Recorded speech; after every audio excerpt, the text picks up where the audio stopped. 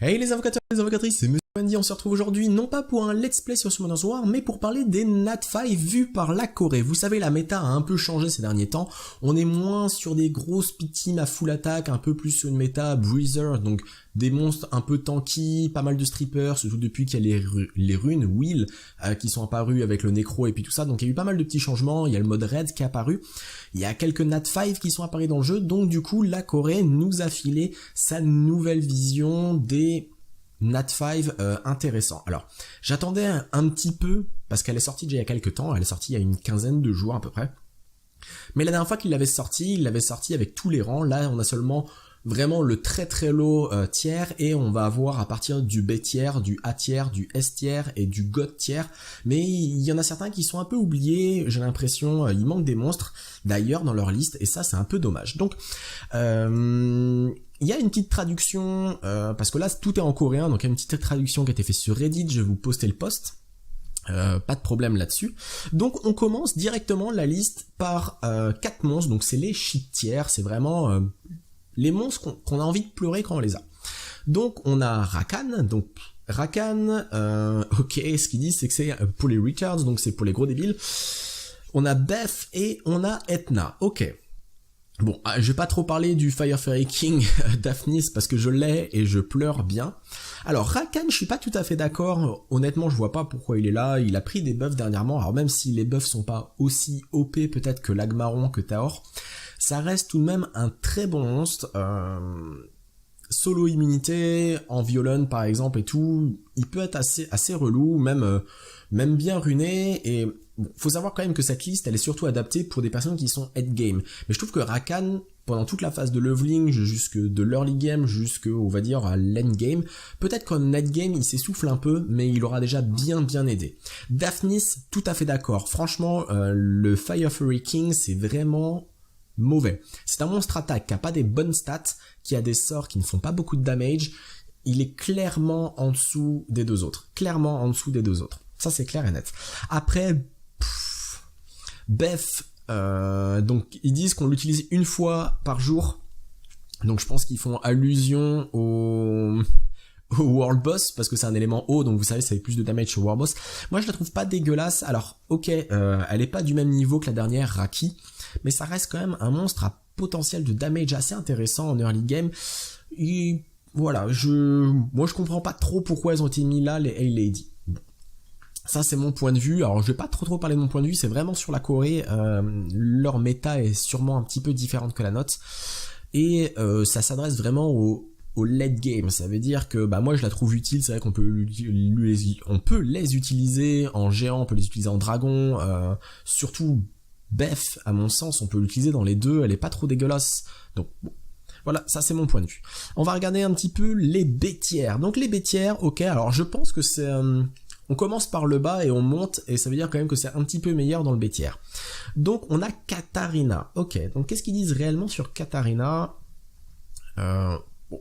Katarina, psychopathe, capable de tuer quelqu'un. Bon, c'est que c'est un peu aléatoire, voilà, c'est un peu ce qu'ils disent. Donc c'est vrai que Katarina, gros potentiel de damage, faut pas se mentir, enfin ça peut être très fort avec un très bon runage, le problème c'est qu'elle doit être très bien couplée.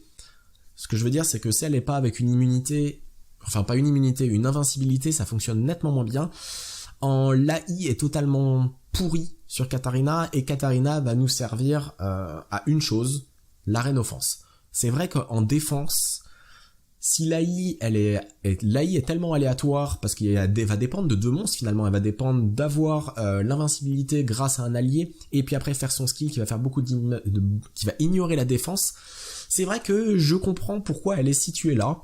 Avant c'était plus sympa, il y avait le E tiers, le D tiers, le C tiers, enfin il y avait tout ça, donc c'était un peu plus ajustable.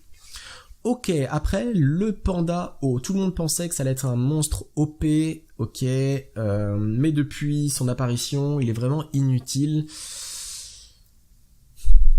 Je dirais pas ça, c'est vrai qu'il est moins fort que les autres, après ça reste un panda.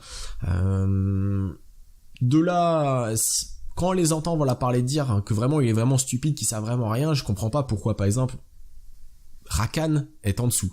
Clairement Rakan, je vois pas pourquoi il serait en dessous lui. Bref. Leica, qu'est-ce qu'il dit sur Leica? Il le compare un petit peu à Théomars parce qu'il fait énormément de dégâts. Donc exactement ce qu'ils disent en anglais, je vais traduire par rapport à l'anglais.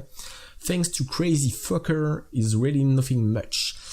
Donc en fait, ils disent que depuis que réellement Théomars est arrivé dans le gameplay, qu'il est là, Leica est vraiment descendu. Leica, c'est pas un mauvais monstre. Clairement, c'est pas un mauvais monstre, sauf qu'on peut pas le mettre en défense, en arène ou en GVG. On l'utilise seulement en offense. C'est un monstre qui a beaucoup de potentiel, mais c'est vrai que je pense qu'en late game, comme ils le disent, il s'essouffle. Les gens préfèrent largement prendre un Théomars qu'un Leica. Et sachant que Théomars, on va dire, il est farmable, je comprends un peu leur point de vue. Le Watermocking King, ok. Donc il a pris dernièrement un buff, donc ça ils en parlent justement, mais ça ne montre aucun signe pour monter un petit peu dans le classement. Ok, alors, il est moins fort que les autres, c'est clair, il est moins fort que le feu à mon sens, il est moins fort que le vent aussi. Mais de là, Bétière, alors voilà, c'est vraiment le problème cette fois-ci dans le classement. Bétière, je sais pas, je le mettrai pas si low que ça parce que on l'a déjà vu, comme Leica, hein, c'est quand même des DPS, ils ont quand même un potentiel de damage assez énorme. J'ai déjà vu des Leica faire 70k, j'ai déjà vu des Watermonkey King faire des 100k de damage. Donc ça, sur des vidéos, je vous invite à les regarder d'ailleurs sur YouTube, c'est pas des mauvais monstres. Après ouais, c'est des monstres qui vont s'essouffler, je pense, comparé à un joueur qui est en late game, qui a beaucoup plus de choix dans ses 5 étoiles natifs, normalement dans son bestiaire, il va pas forcément le favoriser. Woosa, ok, alors Woosa ça m'intéresse parce que je l'ai. Immunité et bouclier, tout à fait utile, vraiment gênant en PVP, en GVG contre lui, mais pas si effrayant que ça. Ok, ouais, non, si, c'est vrai, je l'ai. Rapide c'est chiant, faut pas se mentir, très rapide, il donne une bonne immunité, il donne un bon bouclier. Après, c'est tout. Si on a un stripper derrière, on n'a pas peur du tout de Woosa. Woosa, on va pas le focus en premier. À la limite, on le contrôle, on le stun, on le slip. Mais on va pas le focus en premier. On va tomber d'abord les autres. Et après, Woosa va faire des damages en fonction, on va dire, des points de vie perdus sur son skill 2. Mais c'est pas non plus quelque chose d'ahurissant comme des monstres DPS. Donc je comprends par contre qu'il soit à ce niveau-là. Clairement. Après, je sais pas, par exemple, entre Leica ou Woosa, l'avantage que Woosa, c'est que en early game, mid-late game, il est un peu plus, on va dire, polyvalent. Voilà, c'est pas juste un monstre qui va servir. Leica, clairement, on le voit clairement en offense, en PVP ou en GVG, et rarement ailleurs. Ok, donc on a Brandia, vraiment le meilleur. Alors, qu'est-ce qu'ils disent réellement en anglais? Parce que la traduction française est pas forcément top, celle du moins que j'en ai faite. Really the best razor or highest damage healer. Donc ils disent que c'est un des monstres qui a le plus de potentiel de damage, et ça c'est vrai. Et après, ils disent que eux, dans leur méta, donc en Corée apparemment, ils envoient beaucoup le mettre 10 minutes avant la fin de clôture des GVG ou des PVP pour faire une stall def. Enfin, des PVP en tout cas. Donc les stall def, vous savez, c'est une défense qui est intuable. C'est vrai que pour ceux qui ne connaissent pas Brandia, elle est pas dégueulasse. Parce que son skill 1 a déjà un gros potentiel de damage, elle a un break def. Donc ça, c'est pas mal.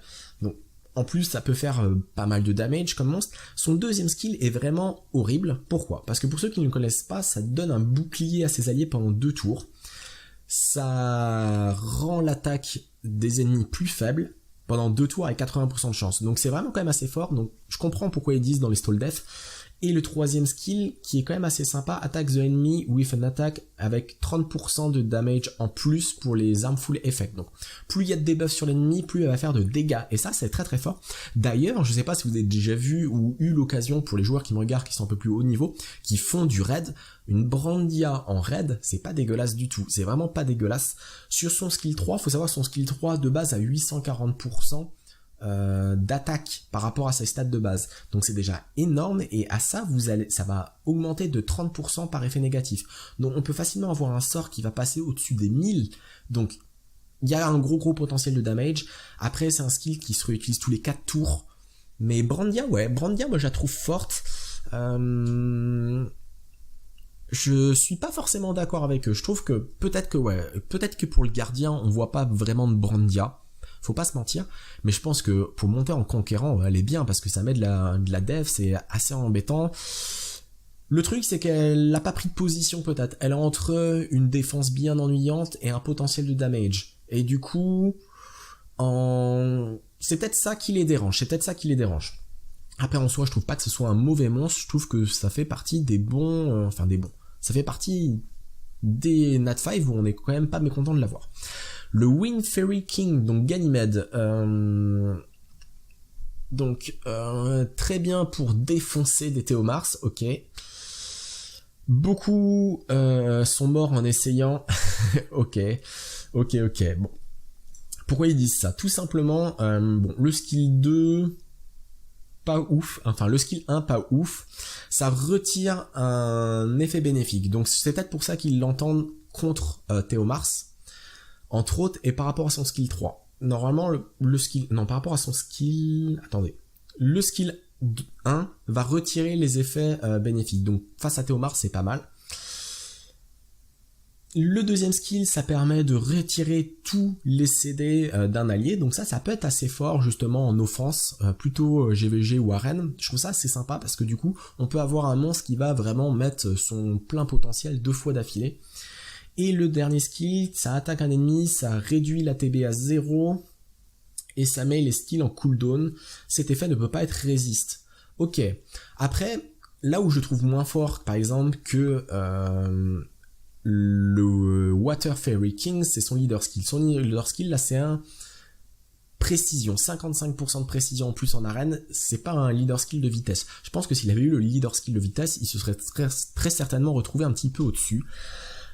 C'est pareil, c'est que c'est un monstre qui est entre les deux eaux, donc je comprends tout à fait pourquoi il est en bêtière, parce que il est entre un monstre support et un monstre un peu offense, parce qu'il a quand même pas mal de damage, mais je comprends. Par contre, voilà, je préfère Brandia clairement à Ganymède. Je trouve que Brandia est bien meilleur, après c'est mon point de vue, parce que Brandia on peut la claquer, entre autres en raid, et ça je trouve ça très très fort. Ok, on va regarder la prochaine partie, donc les hatières, ok, donc la hatière est assez grande. Donc on va commencer vraiment par le bas. On a le panda. Ok, donc ça peut se comprendre, mais déjà faut se dire que c'est quand même un monstre fusion et qui se retrouve en hatière. Donc c'est quand même pas mal. Le panda feu, donc un des meilleurs monstres pour assister en raid. Ok, depuis le raid et le nécro, il est plutôt fort. Enfin, avec le raid et le nécro, il est quand même pas mal. C'est un bon assist, ok, que tout le monde peut avoir, ouais, voilà, c'est ça. C'est-à-dire que c'est pas un monstre qui a un énorme potentiel de damage, mais il a un bon leader skill, entre autres en raid, c'est pas mal d'avoir un leader skill de défense, parce qu'avant c'était un peu difficile peut-être d'avoir un leader skill de défense. Il a une bonne panoplie de debuffs, et ça c'est intéressant, par exemple justement combiné, on va dire, à une Brandia qui va faire des dégâts en fonction des debuffs sur le skill 3, ou avec une archère vent, je crois, qui doit faire des dégâts aussi en fonction du nombre de dégâts, d'effets négatifs sur l'ennemi. C'est un bon monstre, de là à le mettre ici, je ne sais pas, mais c'est un monstre qui est vraiment très intéressant, qui est bon pour le nécro, qui est bien pour les raids. Après, voilà, je le vois pas en PVP du tout, parce que clairement, à moins de l'avoir vraiment super rapide, mais vu qu'en général on va plutôt mettre des stats de défense sur lui, un bon death break, et après il se retrouve un petit peu dans le mur, donc je suis pas trop fan. Ok. Après on a Sigmarus. Ok, donc Sigmarus, ouais, quelque chose entre tout, ouais, ok. Je comprends ce qu'ils veulent dire, c'est-à-dire que Sigmarus, il est pas mauvais, mais il est pas non plus excellent. Il est facile à avoir parce que c'est un monstre fusionnable. Il peut être utile en PVP, il peut être utile en dragon, il peut être utile en géant, mais c'est pas un top tier géant, c'est pas un top tier dragon, c'est pas un top tier PVP. Il est assez lent comme monstre. Son skill 3 donne du contrôle, il a un potentiel de damage, le skill 1 fait beaucoup de damage aussi, il a un peu de contrôle. Très lent comme monstre à mon sens, moi c'est vraiment ça qui me rebute avec Sigmarus, mais je peux comprendre qu'il se retrouve là étant... Ouais, je sais pas, est-ce que je mettrais pas le Water Monkey King au même niveau que Sigmarus? Je sais pas, Sigmarus est pas mal, c'est vrai, Après Katarina, voilà, Katarina Sigmarus, bon c'est vrai que Katarina c'est seulement PVP. Bon, c'est pas facile, c'est vraiment pas facile, de toute façon je pense que peu importe ce qu'on dit, il y aura toujours des mécontents. Eux ils sont dans leur méta, eux les coréens, donc voilà, c'est un peu différent. Sho, ok, donc qu'est-ce qu'ils disent de Sho? Alors ça m'étonne de le voir si bas, alors c'est pas un mauvais monstre, c'est vrai qu'il est pas OP non plus, mais il est quand même pas mal. Beaucoup d'attention, Ok, parce qu'il a un très très bon skill set, donc il a des compétences qui sont vraiment très intéressantes. But with Yupen receiving the buff and became a normal mob. Ok, donc ils disent depuis qu'il a reçu son buff, il est plutôt normal, il est plus aussi fort qu'avant, très certainement. Maintenant, il a pas d'identité, il a pas d'existence. Enfin, il a pas d'existence d'être dans les plus mauvais Nat 5. Donc, moi, je l'ai jamais considéré comme le plus mauvais des Nat 5. C'est vrai qu'il était nettement moins fort avant le buff. Depuis le buff, il est nettement meilleur. Meilleur que Leica, je pense, oui. Ok, je sais pas si je l'aurais mis si bas. Ok, on peut le voir en dragon, on peut le voir dans certaines choses. Ok, donc après on a tous les autres là. Charlotte, Akamamir, Téchar, Pungbaek ensemble. Compared to the Broken Ass Lucian, ok. AC Balance and Good Wind Attackers. Donc c'est vrai que des Wind Attackers, il y en a quand même pas mal. Je sais pas si je les placerai tous au même endroit quand même, parce que je trouve que Téchar a un des AOE qui fait le plus de damage. Il est capable d'être un très très bon farmer, voire un des plus rapides du jeu aussi. Akamamir, je trouve qu'il a du contrôle. Je pense que c'est pour ça qu'ils les mettent là, parce qu'ils ont tous un petit peu de contrôle, c'est un peu de l'AOE et tout. Pungbaek, gros potentiel de damage, comme Téchar, donc c'est vrai que ces deux-là vont un peu ensemble. Charlotte, oui, Charlotte est bien, mais je sais pas, quand on voit ce qu'il y a à côté, on voit Okeanos qui a pris, que je trouve quand même excellent, une mitraillette à stun. Quand je vois Poséidon, j'essaye de comprendre un peu comment ils ont fait pour placer. Par exemple, là on tombe sur Akamamir, et moi dans la méta actuelle, je trouve que Akamamir il a tout à fait sa place avec Tessarion. Et quand je vois que Tessarion on l'a toujours pas vu et que Akamamir est à ce niveau-là, j'arrive pas à comprendre. Je trouve que Tessarion, à mon avis, il a été monté bien trop haut. Après, c'est vraiment en fonction de la méta actuelle coréenne, hein. Donc moi c'est mon point de vue, c'est leur point de vue, vous allez avoir votre point de vue et n'hésitez pas à le partager en commentaire, ça m'intéresse. Donc Poséidon, ok, plein de façons de le runer, donc ça tout à fait de façon viable. Il a ils disent dans la méta actuelle, il est un petit peu moins bien dans la méta actuelle, moi je suis pas tout à fait d'accord. Alors, je comprends là où ils veulent peut-être en venir. Depuis qu'il y a la méta avec les rune wheel, entre autres, donc ça donne de l'immunité, j'arrive à comprendre que tout ce qui va être crowd control, donc vraiment les contrôles de masse, sont un petit peu moins forts. De là, descendre Poséidon était un petit peu meilleur que ça à l'époque, dans leur classement. Moi je trouve quand même qu'il est toujours très fort. Okeanos c'est pareil, enfin en PVP c'est intéressant, en PVE c'est intéressant, ça a du bon contrôle. Ok, bon, à voir.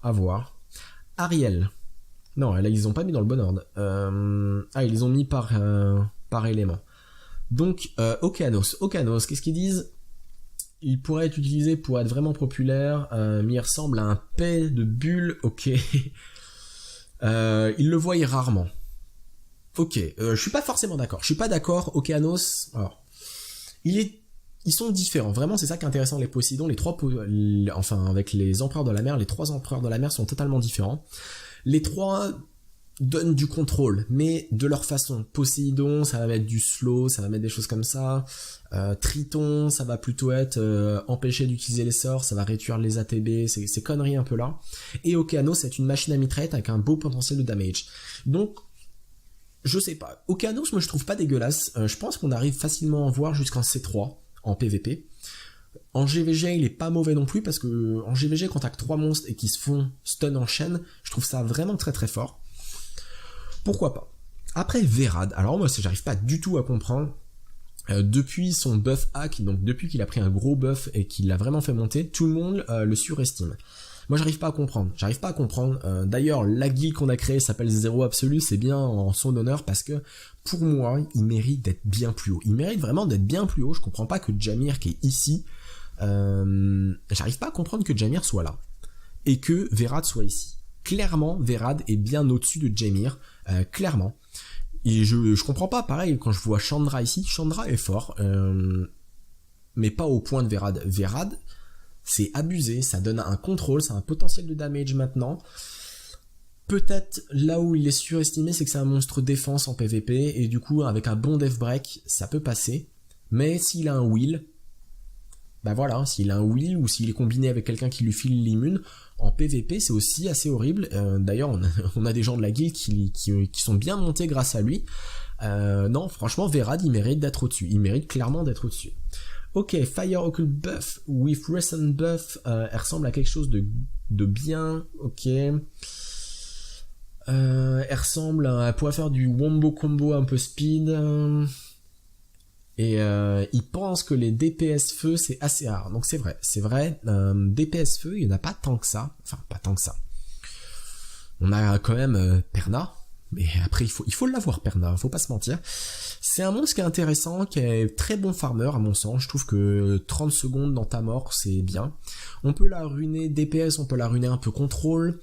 2 AOE. Non, je trouve que c'est un monstre qui est assez sympa. Un peu squishy, mais c'est normal parce que c'est un monstre qui va plutôt s'orienter sur l'attaque. Je comprends sa place, ouais. Moi, je suis tout à fait d'accord avec elle, avec eux. C'est-à-dire que dans le A-rank, dans le milieu du A-rank, ouais. Il est là. Reiki, alors... Avant, ok, son revive, B-Page, she was liking, but in Guild Wars, she was really shine. Donc ils disent que réellement, en GVG, elle brille, et qu'elle peut être utilisée très souvent. Donc je vais regarder un petit peu, parce que c'est pas un monstre que j'ai, Raki. Je la connaissais avant le buff. Donc elle a son leader skill qui est très fort. Je pense que c'est réellement pour ça qu'ils l'ont mis si haut. Le leader skill augmente de 44% l'attaque power en arène. Donc c'est très fort. Elle a un beau potentiel de damage. Son dernier skill, en fait, je pense que c'est pour ça qu'elle a été placée ici. Et en GVG, c'est là où c'est très fort. Je comprends, c'est que son dernier skill empêche un ennemi de revivre. Alors sur Théomars, moyen, mais par contre, je pense sur un Perna ou Adam, toutes ces choses qui sont chiants, un revive. Qu'est-ce qu'on a aussi? On a... je vais dire Artamiel, mais pas Artamiel, j'ai un trou de mémoire. L'archange vent qui met des revives, des choses comme ça, oui, je comprends qu'elle est montée dans le classement. C'est vrai que je la trouve un peu meilleure que ses homologues. De là, est-ce qu'on la place devant Okeanos? C'est différent parce que je trouve que Raki est forte, mais elle est vraiment situationnelle, c'est à dire que on va la sortir face à certains monstres par rapport à son skill 3, sinon il y a des monstres qui sont plus intéressants. Par exemple, je trouve Okeanos qui est plus intéressant en général que Raki. Après, Raki, oui, d'accord, c'est quand même pas mal, un death break, des dégâts continus, empêcher l'ennemi de revive, oui, ouais. Ok, mais je sais pas si je l'aurais placé aussi haut. Qu'est-ce qu'on a après? Donc, dans leur liste, Raki, Juno. Comme les autres oracles, elle est bonne, pas aussi forte, ouais. Le problème de Juno, c'est qu'elle est vraiment dépendante, alors, plus que le reste, je pense, quoique c'est vrai que Sierra dépend aussi énormément de son runage. C'est ça, le Juno, avec des très bonnes violentes, c'est assez horrible. Ça peut mettre du contrôle. Je la trouve assez situationnelle, plutôt PVP GVG. En GV, je pense qu'elle excelle, elle est bien, avec une bonne synergie. Après, voilà, ça reste un 5 étoilatif, son premier skill est très intéressant. Elle a un passif qui est pas dégueulasse, ok. Bon. Après, on a quoi? On a Ariel. Ok, j'arrive pas trop à comprendre là ce qu'ils disent, parce que le meilleur healer du jeu, ils disent, apparemment. Whoever with Revenge Wound, Rarely Discovered, ok. Donc ils disent un des meilleurs healers du jeu, donc ouais, pourquoi pas. C'est un bon bouclier, ça c'est clair et net, c'est un peu chiant à tomber. Après, ils disent qu'il est remonté dans le classement depuis qu'il a des runes revenge. Et c'est vrai que c'est pas faux. Avec des bonnes runes revenge, ça peut être assez intéressant. Violent revenge ou juste full revenge, ça peut être intéressant. Après, ils disent que ils le préfèrent à Shazun, et là j'ai un peu du mal à comprendre. Je dis pas une connerie. Non, ils disent que c'est de la merde comparé à Shazun. C'est ça. C'est-à-dire que moi aussi, je préfère largement Shazun. Ne serait-ce que, déjà, Shazun, elle a un buff attaque, et ça, c'est très bien, parce que Shazun, on va toujours la coupler souvent avec une team offense, par exemple, avec un Théomars. Et Théomars, il a clairement besoin de ce buff d'attaque pour être un dieu vivant du GVG et du PVP. Après, on a Chandra. Alors, Chandra, je l'aurais pas mis aussi haut, je comprends pas. Comme j'ai dit tout à l'heure, je comprends pas qu'il soit au-dessus de Verad. Je l'aurais mis à la limite au même placement que Poséidon, peut-être que Cho, enfin je l'aurais placé peut-être là, j'aurais peut-être placé là. Après c'est mon point de vue, hein, réellement, donc ça n'importe que moi. Alors il est bien contre les teams justement qui font énormément de damage. S'il est là et qu'il est vraiment assez fort, c'est seulement parce qu'il peut protéger Théomars entre autres, où il est gros DPS. C'est vrai qu'il est sympa pour ça, surtout face en GVG PVP, pas en real time. Ça veut dire que l'AI est tellement mal faite que c'est quand même sympa d'avoir un Chandra pour protéger notre DPS. Sachant que Théomars, Chandra, c'est deux monstres hauts. S'il focus Théomars, bah c'est Chandra qui le protège, il va prendre seulement 50% des dégâts. Un Chandra, on peut le ruiner un peu damage dealer, c'est-à-dire qu'on va le mettre violent, je sais pas trop quoi, violent revenge par exemple, ou violent energy, j'en sais rien, ou peut-être avec du wheel, ou avec des conneries Nemesis. Enfin voilà, du violent, c'est vrai que c'est assez fort, ou en rage par exemple, ça peut être aussi sympa en rage, on le mettrait HP, dégâts des critiques HP, et ça fait quand même un peu de damage. Ça a une petite AOE qui est pas dégueulasse, il peut se solo buff avec l'attaque du skill 1, et il peut surtout protéger. Ça veut dire que finalement, on arrive à mettre quand même un monstre en A tiers, alors que son rôle est juste là pour protéger. Je suis pas tout à fait d'accord là-dessus. C'est-à-dire que, bah voilà, son rôle c'est quoi? C'est protéger notre potentiel damage dealer. Alors oui, c'est efficace, mais je comprends pas qu'il soit au-dessus de Verad, clairement. Et je comprends pas que Jameer soit au même niveau que Chandra. Soit au-dessus que Chandra. Ça veut dire que... je sais pas. L'Occult Girl, je l'aurais certainement mis un peu plus haut. Pareil, Téchar, Pumbek et tout, c'est des très bons monstres. Non, ok. Peut-être dans la méta coréenne, je comprends dans la méta Bruiser justement, où il faut être un peu tanky, faire des damages, je comprends qu'il est remonté un petit peu dans le classement, mais où il protège, où il va faire des damages, il va pas faire les deux, c'est pas Ritesh. Voilà, clairement c'est pas Ritesh, c'est pas un gars qui peut super healer et faire des damages quand même et qui est assez chiant.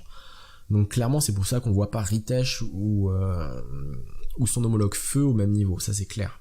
C'est clair. Après Jameer,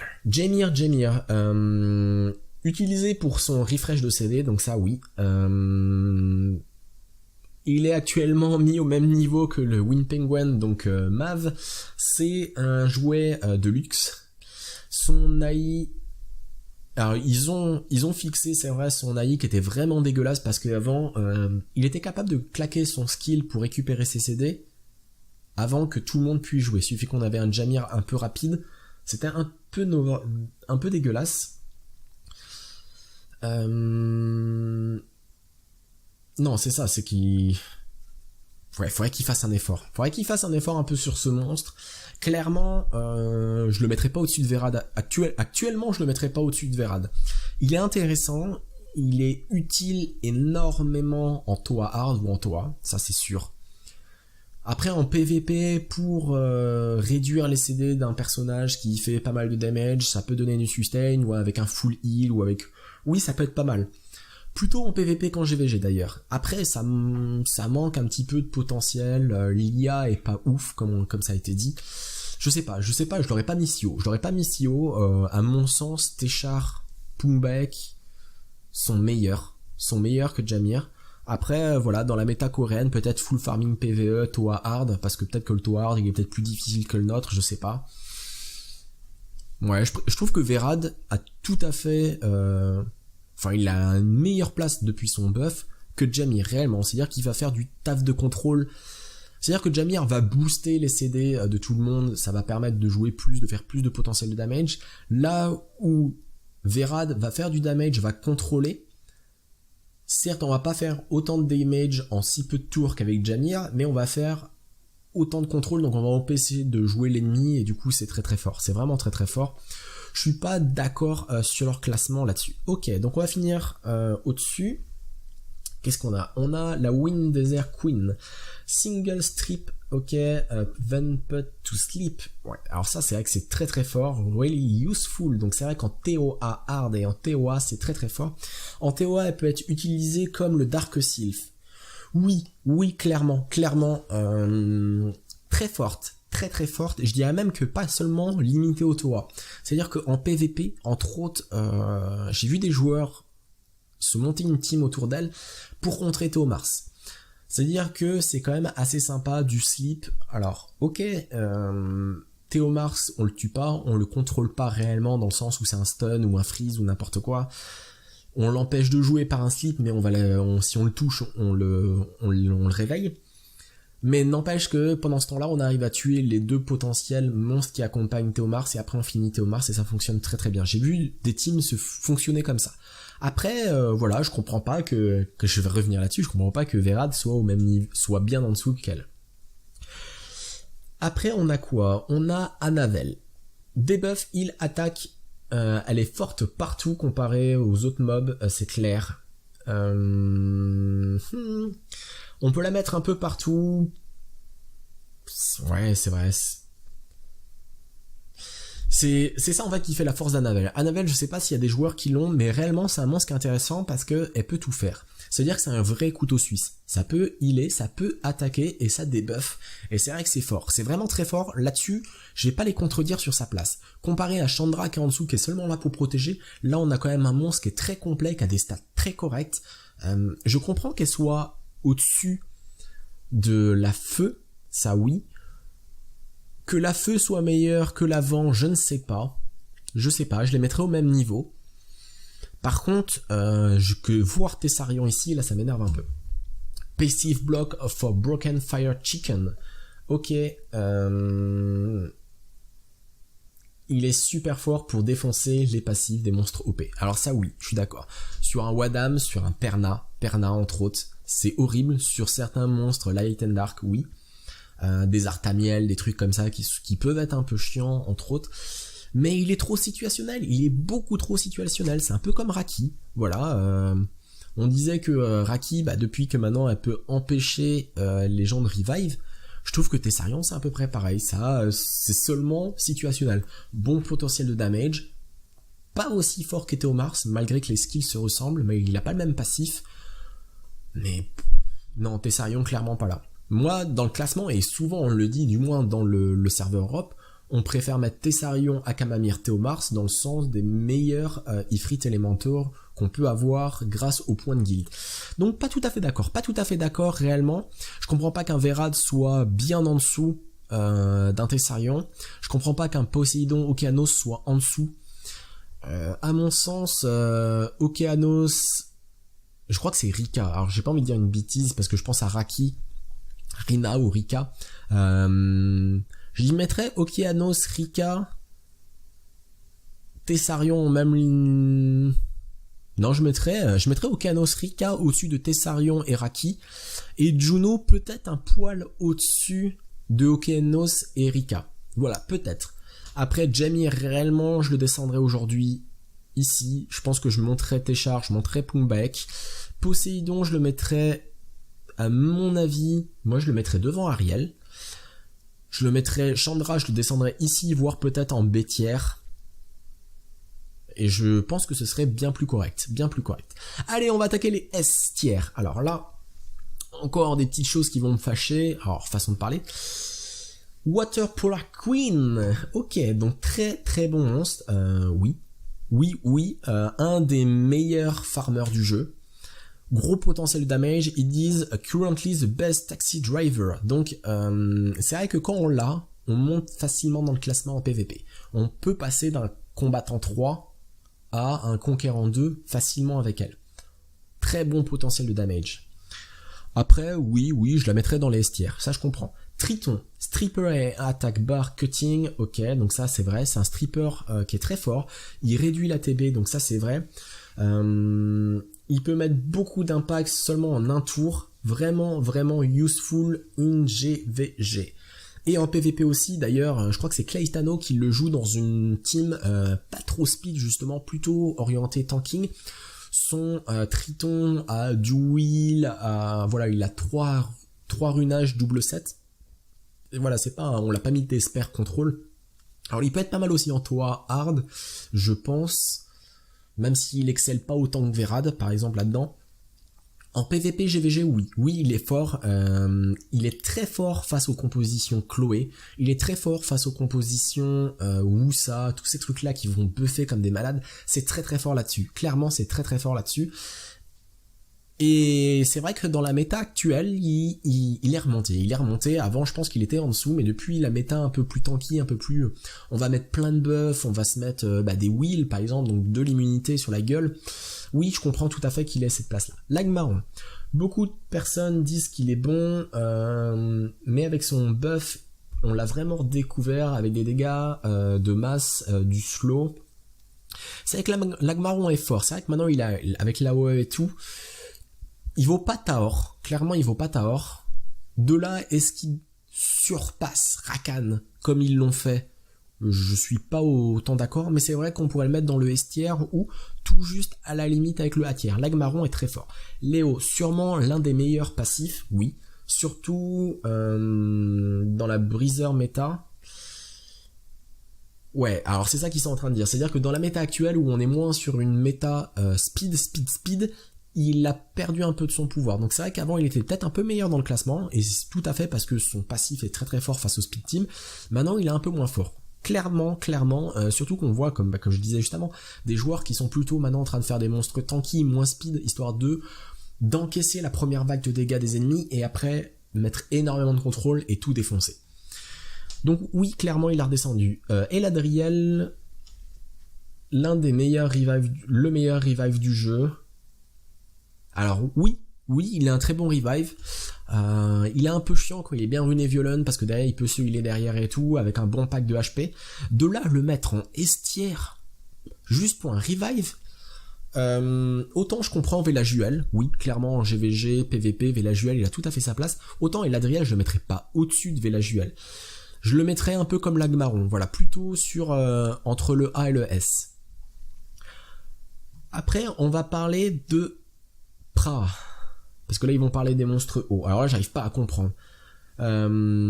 Aucun trash skill, donc aucun skill dégueulasse. Le meilleur support du jeu. Mais clairement, Pra c'est le meilleur support du jeu.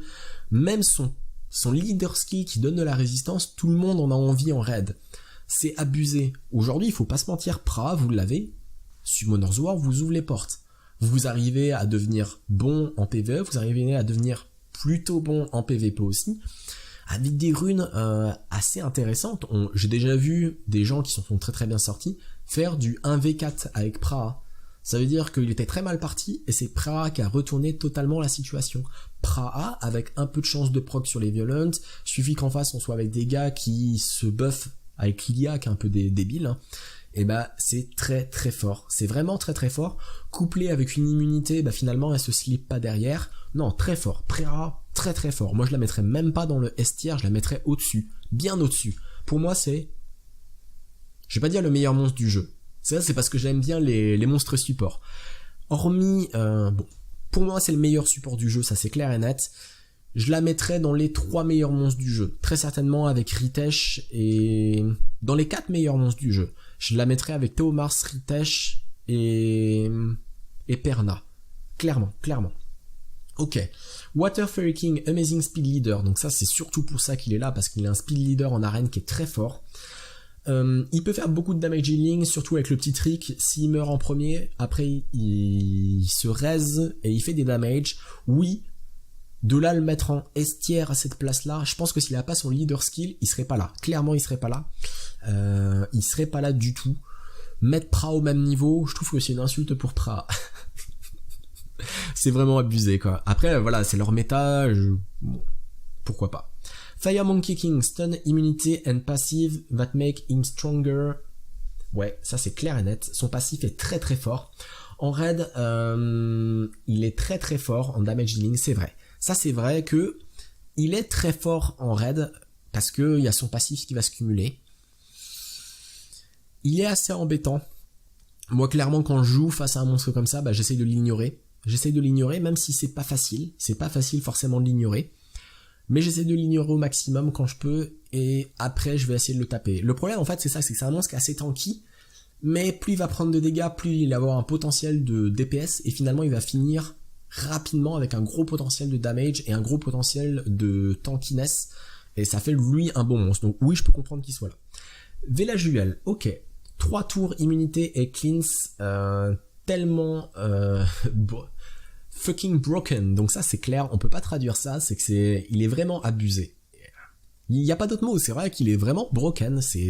Velajuel, c'est un archange qui est tellement fort. Après voilà, ils disent que son AI est vraiment dégueulasse, oui ça c'est vrai. C'est vrai que son AI n'est pas forcément la plus intelligente. Des fois on le rencontre en GVG et il va mettre 2 ou 3 tours avant de claquer son immunité. Donc là en face je comprends qu'il soit un peu dans le mal.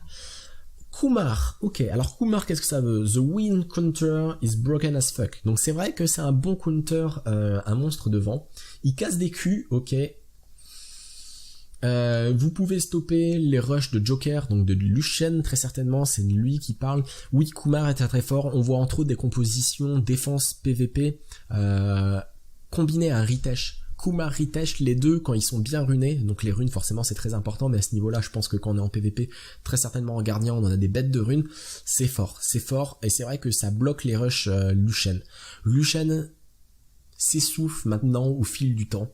De plus en plus de joueurs ont des bons monstres face à lui, de plus en plus de joueurs arrivent à le tanker, donc et puis il y a de plus en plus de monstres dans le jeu, donc c'est vrai que oui, je comprends qu'il soit là quand même, et puis c'est un bon counter à tous les DPS vent, et sachant qu'il y a quand même beaucoup de DPS vent, si on retourne en bas, enfin on a quand même du Akamamir, on a de la Charlotte, on a du Téchard, on a du Pungbike, qui pourrait être meilleur peut-être si Kumar n'existait pas. On a du Lagmaron aussi. Ok, donc la Fire Desert Queen. Donc déjà ce qui me dérange c'est que par exemple la Water elle n'existe pas. Ils l'ont pas mis dans le classement et ça c'est dommage parce que j'aurais bien voulu savoir ce qu'ils en pensent. The hardest counter to win EV tier team. Donc ça c'est vrai. Theo Killer. Je sais pas si c'est un Theo Killer, c'est vrai qu'elle est vraiment bien. Also broken in Guild Wars.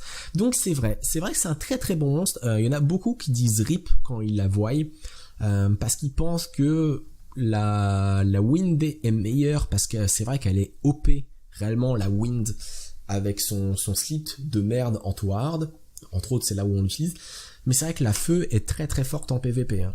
Faut pas négliger. Vanessa ça me fait bizarre de la voir là, souvent je l'aurais vue un peu plus haut. Que disent donc elle est descendue un petit peu depuis l'arrivée du Water Fairy King. Ah d'accord.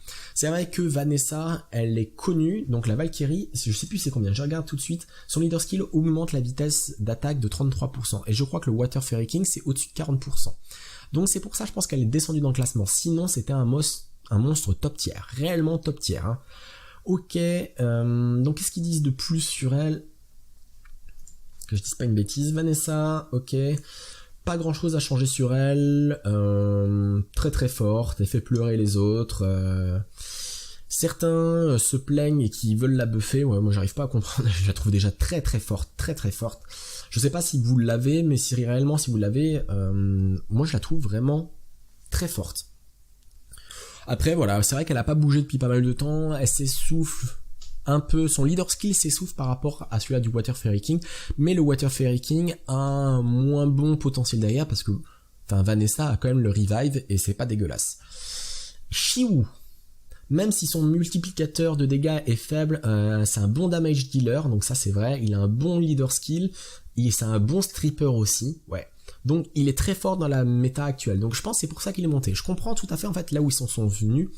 Ça veut dire que là on a du stripper quand même, on a du stripper et on a aussi de l'immunité pas mal dans les S tiers. Et c'est vraiment la méta, actuelle. C'est-à-dire que la méta, on a perdu de la vitesse, malgré qu'on voit quand même Shiwu qui a un leader skill intéressant, qu'on voit Vanessa, qu'on voit le Water Fairy King ici.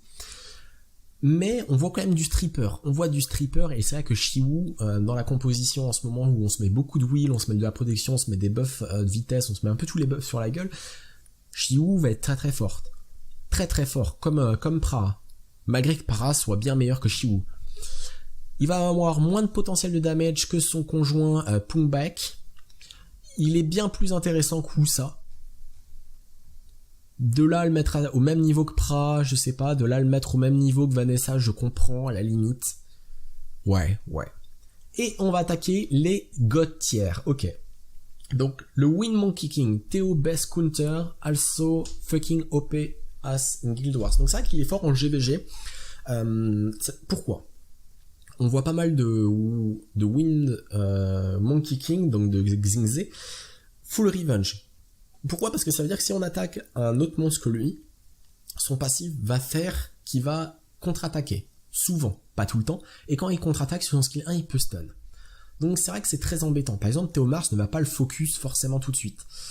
Sachant qu'en plus il a un passif qui fait qu'il prend moins de dégâts, 25% de résistance ou de dégâts en moins, un truc comme ça. De là, le mettre au-dessus de Pra, non. De là, de le mettre au même niveau que Ciara, non. Ok, il est pas mal en front lane raid, il est pas mal en PvP, il est pas mal en GVG. Après, Pra, elle est forte partout. Ciara, c'est fort. On peut la mettre en nécro, on peut la mettre en dragon, on peut la mettre en PvP, on peut la mettre en GVG, on peut la mettre en offense, on peut la mettre en défense. Non, je suis pas d'accord. Je suis pas d'accord là-dessus. Il est bien trop. Je l'aurais mis au même niveau que l'Agmaron et compagnie. Et pourtant, je l'ai, hein. Et c'est un très très bon monstre. Pas aussi fort que ça. Tiana, Arena, Chick-Kay, oui. Tout est condensé dans ce mob. Ça, c'est clair. C'est un monstre qui est abusé. Bien monté. C'est un monstre, je pense que beaucoup de joueurs ont en top GVG. Clairement, et en top arène, c'est un monstre qui est vraiment très très fort.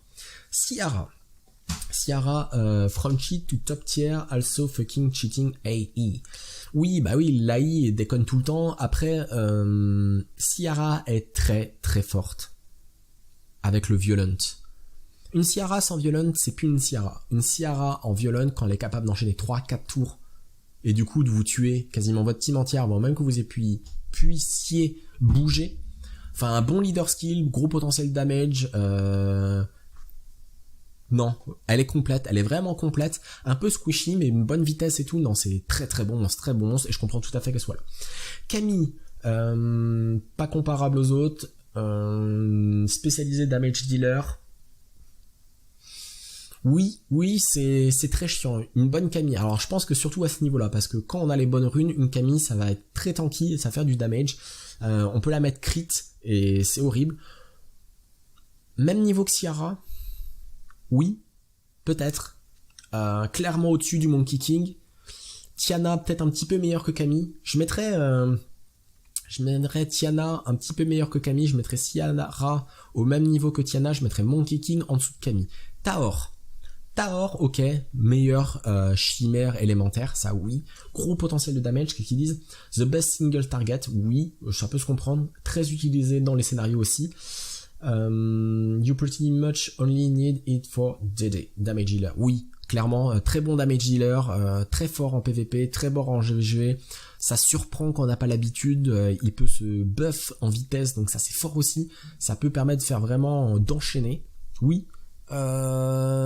Ok, mais Pra meilleur, clairement. Enfin, c'est différent. Pra, je la trouve meilleure. Kumar, je le mettrais quasiment au même niveau que Taor. C'est différent. Kumar va plutôt être dans de la défense, là où Taor c'est vrai qu'il est un peu en défense et en offense. Zeros.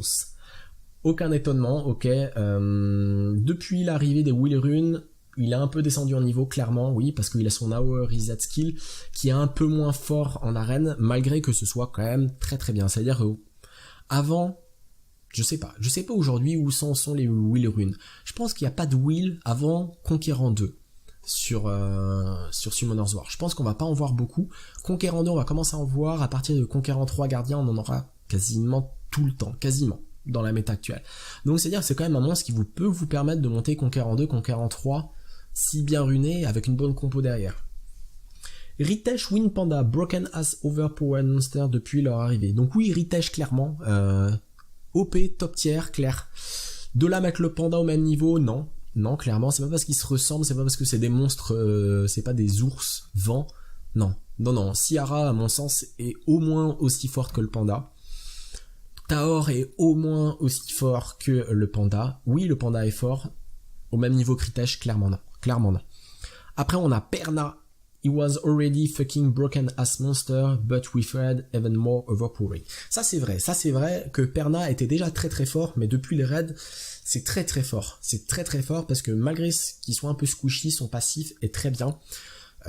Après, voilà, ça s'intéresse quand même pour des joueurs qui sont assez haut niveau, du coup, qui vont avoir 100% de résistance grâce au leader skill. Parce que sinon, elle va prendre Oblivion et Perna va crever et va pas revive derrière. Mais Perna, c'est très fort, ça fait beaucoup de damage, surtout sur un boss. Oui, Perna, c'est en GVG, c'est monstrueux. Et Théomars, aucune surprise, The Crazy Fucker, ok, The Motherfucker. Oui, Théomars, c'est dingue de se dire qu'un monstre farmable en GVG puisse être aussi fort. Il est fort en défense, il est fort en offense, il est capable de one-shot certains monstres. Il est bien protégé et tout, c'est horrible, et surtout, s'il se trouve là, à mon sens, c'est depuis que le Violent est aussi abusé. Enfin, depuis que le Violent, c'est pas qu'il est aussi abusé, c'est depuis que le Violent est aussi bien utilisé, Théomars a clairement sa place. En tout cas, voilà, les viewers, une sacrée vidéo, un peu longue, 50 minutes, je m'excuse, j'espère que cette vidéo vous a plu. N'hésitez pas à réagir là-dessus, n'hésitez pas à me dire ce que vous en pensez, si votre vision de la méta actuelle est pareille. Après, ça s'adresse quand même à des joueurs très haut level. Bon allez, on se retrouve très bientôt sur une prochaine vidéo sur Summoner's War. Ciao ciao. C'est pour ça qu'ils l'entendent contre Théomars, entre autres, et par rapport à son skill 3. Normalement, le skill... Non, par rapport à son skill... Attendez.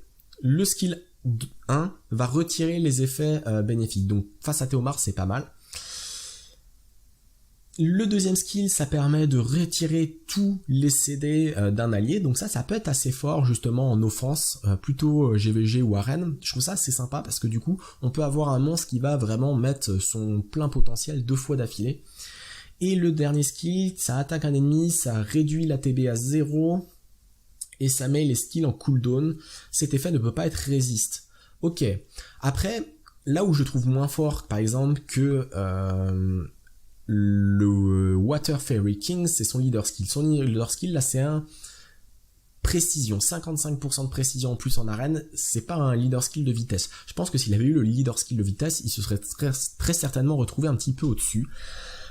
C'est pareil, c'est que c'est un monstre qui est entre les deux eaux. Donc je comprends tout à fait pourquoi il est en bêtière, parce que il est entre un monstre support et un monstre un peu offense, parce qu'il a quand même pas mal de damage. Mais je comprends. Par contre, voilà, je préfère Brandia clairement à Ganymède. Je trouve que Brandia est bien meilleur.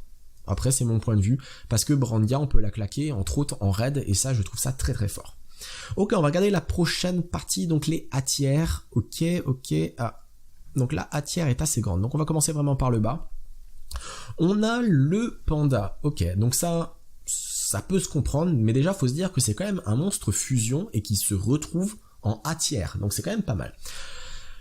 Le panda feu, donc un des meilleurs monstres pour assister en raid. Ok, depuis le raid et le nécro, il est plutôt fort. Enfin, avec le raid et le nécro, il est quand même pas mal. C'est un bon assist. Ok, que tout le monde peut avoir. Ouais, voilà, c'est ça.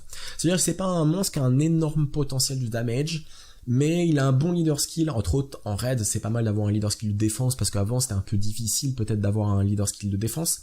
Il a une bonne panoplie de debuffs, et ça c'est intéressant, par exemple justement combiné on va dire à une Brandia qui va faire des dégâts en fonction des debuffs sur le skill 3, ou avec une archère vent je crois qui doit faire des dégâts aussi en fonction du nombre de dégâts, enfin d'effets négatifs sur l'ennemi. C'est un bon monstre, de là à le mettre ici, je ne sais pas, mais c'est un monstre qui est vraiment très intéressant, qui est bon pour le nécro, qui est bien pour les raids. Après, voilà, je le vois pas en PVP du tout, parce que clairement, à moins de l'avoir vraiment super rapide, mais vu qu'en général, on va plutôt mettre des stats de défense sur lui, un bon death break, et après, il se retrouve un petit peu dans le mur, donc je suis pas trop fan. Ok. Après, on a Sigmarus. Ok, donc, Sigmarus... Ouais. Quelque chose entre tout, ouais, ok. Je comprends ce qu'ils veulent dire, c'est-à-dire que Sigmarus, il est pas mauvais, mais il est pas non plus excellent. Il est facile à avoir parce que c'est un monstre fusionnable. Il peut être utile en PVP, il peut être utile en dragon, il peut être utile en géant, mais c'est pas un top tier géant, c'est pas un top tier dragon, c'est pas un top tier PVP. Il est assez lent comme monstre. Son skill 3 donne du contrôle, il a un potentiel de damage, le skill 1 fait beaucoup de peur du tout de Wusa. Wusa, on va pas le focus en premier, à la limite on le contrôle, on le stun, on le slip, mais on va pas le focus en premier, on va tomber d'abord les autres, et après Wusa va faire des damages en fonction, on va dire, des points de vie perdus sur son skill 2, mais c'est pas non plus quelque chose d'ahurissant comme des monstres DPS. Donc je comprends par contre qu'il soit à ce niveau-là. clairement. Après, je sais pas, par exemple, entre Leica ou Wusa, l'avantage que Wusa, c'est que en early game, mid-late game, il est un peu plus, on va dire, polyvalent. Voilà, c'est pas juste un monstre qui va servir. Leica, clairement, enfin, on le voit clairement en offense, en PvP ou en GVG, et rarement ailleurs. Ok, donc on a Brandia. Brandia, vraiment le meilleur... Alors, qu'est-ce qu'ils disent réellement en anglais? Parce que la traduction française est pas forcément top, celle du moins que j'en ai faite. Really the best razor or highest damage healer. Donc ils disent que c'est un des monstres qui a le plus de potentiel de damage, et ça c'est vrai. Et après ils disent que eux dans leur méta, donc en Corée apparemment, ils envoient beaucoup le mettre 10 minutes avant la fin de clôture des GVG ou des PVP pour faire une stall def, enfin des PVP en tout cas. Donc les stall def, vous savez, c'est une défense qui est intuable.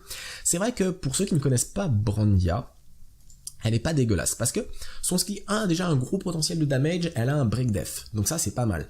Donc en plus ça peut faire pas mal de damage comme monstre. Son deuxième skill est vraiment horrible. Pourquoi? Parce que pour ceux qui ne le connaissent pas, ça donne un bouclier à ses alliés pendant 2 tours.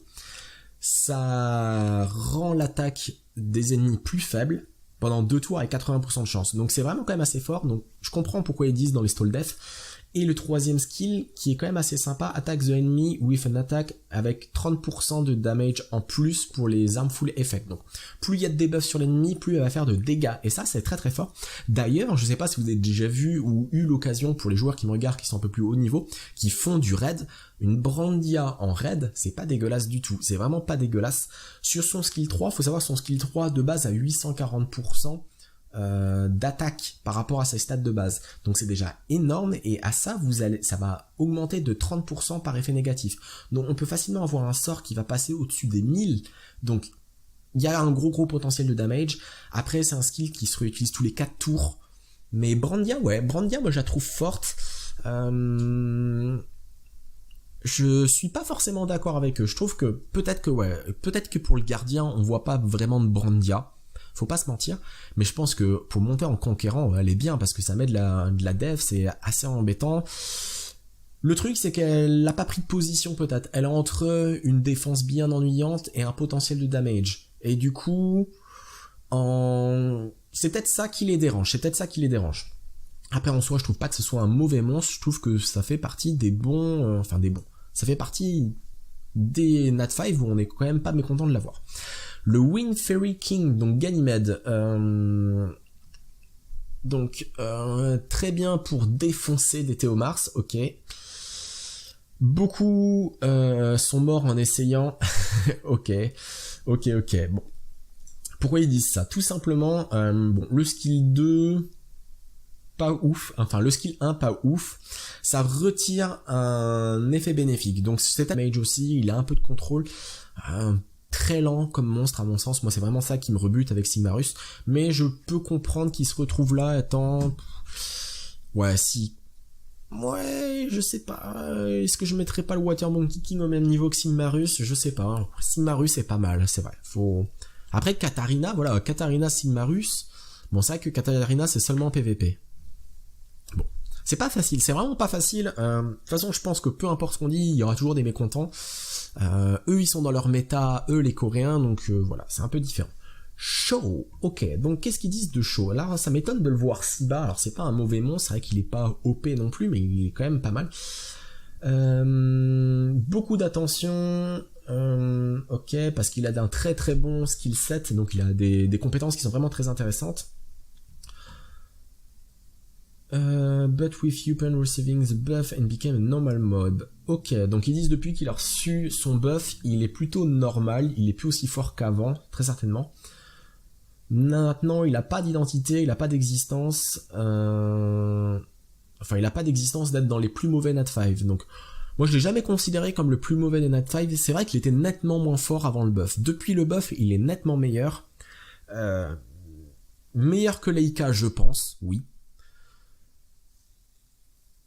Ok, je sais pas si je l'aurais mis si bas.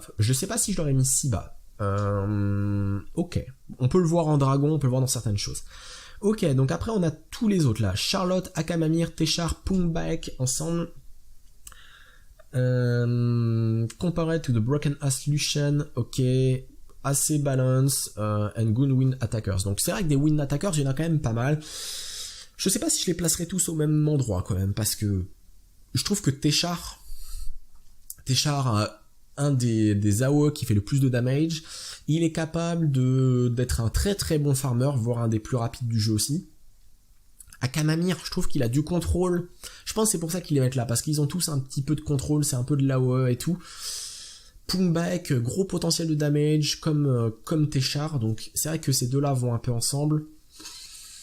Charlotte, oui, Charlotte est bien, mais je sais pas, quand on voit ce qu'il y a à côté, on voit Okeanos qui a pris, que je trouve quand même excellent, une mitraillette à stun. Quand je vois Poséidon, j'essaye de comprendre un peu comment ils ont fait pour placer. Par exemple, là, on tombe sur Akamamir, et moi, dans la méta actuelle, je trouve que Akamamir, il a tout à fait sa place avec Tessarion.